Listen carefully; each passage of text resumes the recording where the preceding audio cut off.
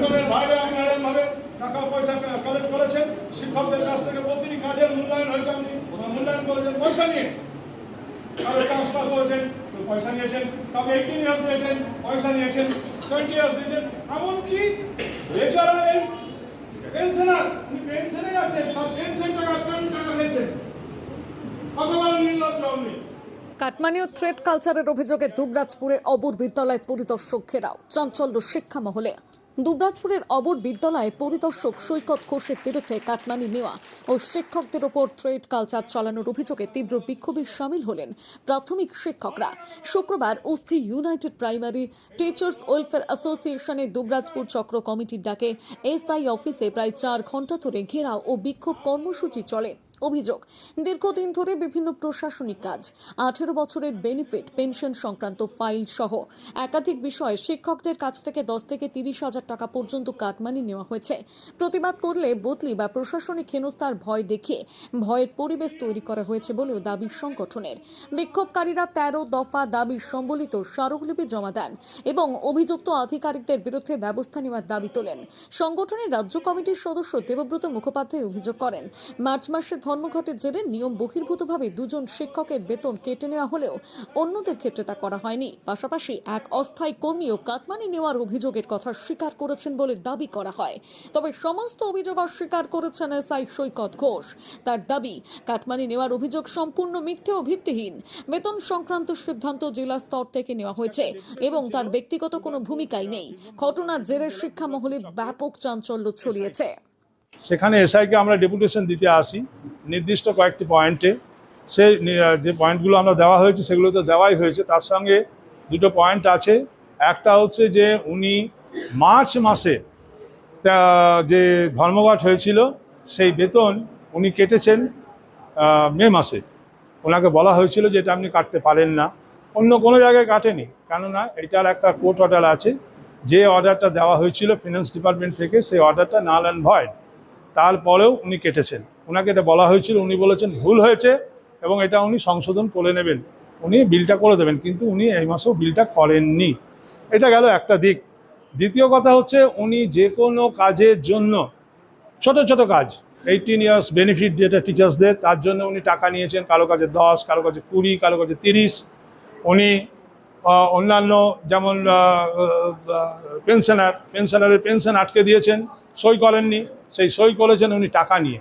এবং সেই টাকাগুলো আজকে সেই শিক্ষক মহাশয়রা এসেছেন, সেই শিক্ষক মহাশয়রা জানতে চাইছেন। এবং শুধু তাই নয়, যদি তাকে কেউ কিছু বলা হয়েছে সেটা যদি তার মনের মতন না হয়, তিনি শিক্ষাবন্ধু যাদের ডিউটি এটা নয় স্কুলে গিয়ে বসে থাকা, নির্দিষ্ট স্কুলে পাঠিয়ে দিয়ে সেখানে বসিয়ে রেখেছেন। আজকে সেই ধরনের শিক্ষক মহাশয়রা দিদিমণিরা আছেন, তারা সমস্তটা খুলে বললেন ওনার সামনে। ওনাকে বলা হলো, সময় দেওয়া হচ্ছে যে উনি ওই টাকা পয়সাগুলো ফেরত দেবেন, ভবিষ্যতে এরকম কাজ করবেন না। এবং শুধু তাই নয়, কেউ কিছু বলতে গেছেন, কোনো ছুটি চাইতে গেছেন, তিনি পরিষ্কার নাম নিয়ে বলেছেন, তৃণমূল শিক্ষা সেলের নেতাদের নাম নিয়ে বলেছেন তার কাছে যাও, সে যদি বলে তবেই তুমি পাবে। এইভাবে থ্রেড কালচার চালিয়ে গেছেন দীর্ঘদিন, এবং যেগুলো করেছেন সেগুলোর ওনাকে আজকে বলা হলো এবং ওনাকে টাইম দেওয়া হলো এখন 1 ঘন্টা, যে উনি যদি মেনে নেন, স্বীকার করে নেন, খুব ভালো কথা। নাহলে আজকে এখানেই আমরা ডিআইকে ডাকা হবে, প্রয়োজন পড়লে জেলা প্রশাসনের লোকজন ডাকা হবে এবং থানায় ফোন একটা করা হবে। তৃণমূল নেতা বলছেন, মানে কাকে বোঝাতে, শিক্ষক নেতা না? শিক্ষক নেতাই বলেছেন, উনি শিক্ষক নেতার নাম নিয়েছেন, যিনি সার্কেলের শিক্ষক নেতা তার নাম নিয়ে বলেছেন, তার কাছ থেকে তুমি আগে অনুমতি নিয়ে এসো, সে যদি অনুমতি দেয় তবেই হবে, নাহলে হবে না। একদম 100% cut money as well as threatening দুটোই ছিল। থ্রেড কালচার বলছেন, থ্রেড কালচারটা মানে শুধু থ্রেডটা কি এসআই দিতেন না তৃণমূল নেতারা? এসআই দিতেন, এসআই নিজে এটা করতেন, যে হওয়া কাজ সেটা আটকে দেওয়া এবং তার পরবর্তীতে পয়সার বিনিময়ে করা, কিংবা যদি তার মনের মতন না হয় সেখানে শিক্ষাবন্ধু পাঠিয়ে তার সেই স্কুলটাকে ডিস্টার্ব করতে থাকা, এই ধরনের কাজ করেছেন উনি। সেটাই তো, সেটা পেলেন উনি হচ্ছেন ওই যে একই জিনিস, চোরামূলের চটি চেটে পেয়েছেন। উনি ভেবেছিলেন যে চোরামূলই থাকবে, যার জন্যই তো উনি ওই ইয়ে কেটেছেন, স্যালারি কেটে দিয়েছেন।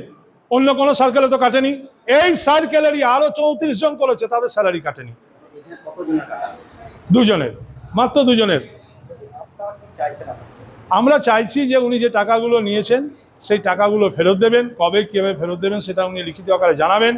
অ্যাজ ওয়েল অ্যাজ এই ধরনের থ্রেট কালচার উনি চালাবেন না, এবং যতদিন পর্যন্ত ওই টাকা পয়সা ফেরত না দেবেন ততদিন পর্যন্ত যেন ওনাকে এখান থেকে ট্রান্সফার করা না হয়। আপনারা কি এটাতেই ক্ষোভ দেখাচ্ছেন? হ্যাঁ, এটা তো খুব আছে। তাছাড়া অন্যান্য আমাদের মূল কাজটা হচ্ছে আমরা একটা সংগঠন ইউপিটিডব্লিউ উস্তি united primary teachers welfare association থেকে সংগঠন থেকে এটা দিচ্ছি। আমাদের মূল কাজ হচ্ছে শিক্ষা, শিক্ষক এবং শিক্ষায়তন, এই তিন স্বার্থে কাজ করা, এবং এই তিন স্বার্থই বিঘ্নিত হচ্ছে এই এসআইয়ের অসহযোগিতা, এসআইয়ের করাপশন, এইসবের কারণে। না, যে থ্রেট কালচার এবং কাটমানি খাওয়ার যে বিষয়গুলো সম্পূর্ণ মিথ্যা। এটার সঙ্গে আমি কোনোভাবে জড়িত না। আমি জানি না ওনারা কীভাবে এই মানে কনসেপ্টে এলেন বা এই এই সিদ্ধান্তে এলেন। কাজে এটা সম্পূর্ণ আমি অস্বীকার করছি। আমার সঙ্গে কোনো সম্পর্ক নেই। অন্যান্য কতগুলো দাবি ছিল, যেরকম ধরুন একটা ওই কি বলে, যখন উস্তি একটা বন্ধ ডেকেছিল কিছু সংস্থা, তখন গভর্নমেন্ট একটা অর্ডারও হয়েছিল যে বন্ধ ডাকলে মাইনে ডিডাকশন করতে হবে। সেই হিসেবে আমি এখানে দুটো টিচার তাদের খবর পেয়েছিলাম যেরকম আসেনি, তাদেরকে শোকজ করা হয়েছিল, তারা উত্তরও করেছিলেন। সেই উত্তরে তারা ঠিকমতো স্যাটিসফাই জবাব দিতে পারেননি, কেন আসতে পারেননি। তো সেই অর্ডার বলে মতো আমরা যেটা করি যে বিল ডিডাকশন করি। স্যালারি দেওয়ার তো ক্ষমতা আমাদের নেই, আমরা বিল ডিডাকশন করি। সেই বিল ডিডাকশন হয়েছে এবং ডিস্ট্রিক্ট ওটা অ্যাপ্রুভ করেছে। মানে আমি যেভাবে বিলটা পাঠিয়েছিলাম সেটাই অ্যাপ্রুভ করেছে। স্যালারি ডিস্ট্রিক্টই দেয়, তো সেই হিসেবে অ্যাপ্রুভ হয়ে সেভাবে গেছে।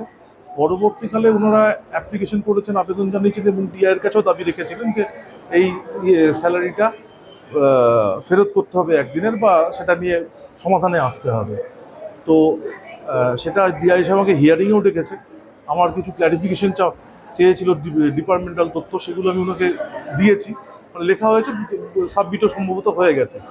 এখন ডিস্ট্রিক্টের বিষয়ে যেটা সিদ্ধান্ত নেবে সেটা, যদি ডিস্ট্রিক্ট বলে যে অর্ডার যদি ডিআই সাহেব করে দেয় কালকে ছেড়ে দেবো, আমার তো পার্সোনাল ব্যাপার নয় এটা কোনো। ওইটা ইনফরমেশনটা ছিল সেই মুহূর্তে ওইটা ইনফরমেশনটা ছিল। পরবর্তীকালে আমরা যখন দেখলাম যে এটা নিয়ে খুব বেশি কেউ অ্যাক্টিভ হচ্ছে না, আমিও প্রাথমিক পর্যায়ে অ্যাক্টিভ হয়েছিলাম। পরবর্তীকালে যখন দেখলাম যে এটা নিয়ে অ্যাক্টিভ কেউ সেভাবে হচ্ছে না, আমিও অ্যাক্টিভ হইনি। ততক্ষণে ওই দুটো তো করা হয়ে গেছিলো, প্রসেসে চলে এসছে। না, এই বিষয়ে আমার সঙ্গে এর কোনো সম্পর্ক নেই। উনি যেটা বলেছেন উনি তার দায়িত্ব নেবেন, উনি বলবেন। আমার সঙ্গে ওনার এই বিষয়ে কোনো কথা হয়নি। আমার কাছে কেউ কোনো দিন কমপ্লেন আনেনি। আমার কাছে এই কমপ্লেনটা আসতো, আমি তার শর্ট আউট করতাম বা হিয়ারিং করতাম, তার অ্যাকশন নেবার জায়গা থাকতাম। যেই অ্যালিগেশনগুলো এই মুহূর্তে আছে সেগুলো তো আমাকে অ্যাকশন নেওয়ারও সুযোগ দেওয়া হয়নি। আমি কি প্রতিক্রিয়া দেবো আমি বলতে পারবো না। হ্যাঁ, আমি সেই স্কুলে ইন্সপেকশনে গেছিলাম, যা তথ্য পেয়েছি সেটা পাঠিয়ে দিয়েছি, রিপোর্ট ডিপার্টমেন্টাল। কাজ বলতে আমার যেটা কাজ ছিল ইন্সপেকশন করে পাঠা, সেটা হয়ে গেছে। ওনার কাজ বলতে উনি চাকরি পাননি বলছেন। চাকরি তো সরকার দেবে, সেখানে তো আমি তো অ্যাপয়েন্টিং অথরিটি নই। আমার কাজ ছিল রিপোর্ট পাঠানো, সেই রিপোর্টটা আমি পাঠিয়ে দিয়েছি। এই বিষয়ে আমার কি বলা যাচ্ছে, শিক্ষকরা তো মানে আমি তো অ্যাকচুয়ালি তাদের সঙ্গে ওতপ্রোতভাবে জড়িত। তারা আমার সহযোগী, আমি তাদের সহযোগী। মানে এসআই শিক্ষক একে অপরের পরিপূরক। ওনারা যদি ঘেরাও করে রাখতে চান, ওনারাই তো আমার লোক, আমার শক্তি, আমার বল। ওনাদের শক্তির বলেই তো স্কুলগুলো চলে ঠিকঠাকভাবে, তাহলে থাকতে হবে আমাকে।